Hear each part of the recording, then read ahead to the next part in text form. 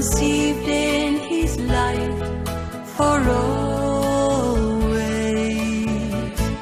If the road that you travel now seems uphill and brings you down,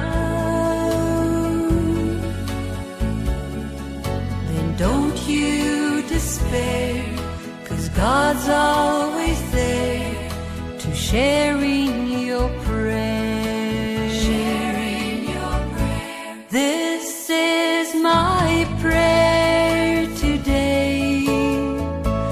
May the Lord guide and pave your way with fragrance of life, conceived in His light for always.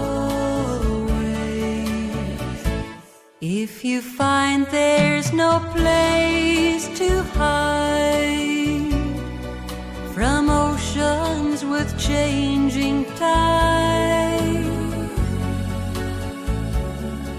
then don't you despair, you'll find Him there.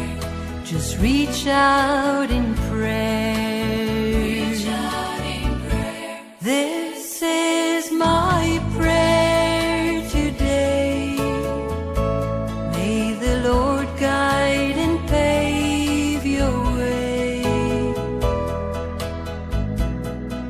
with fragrance of life, conceived in His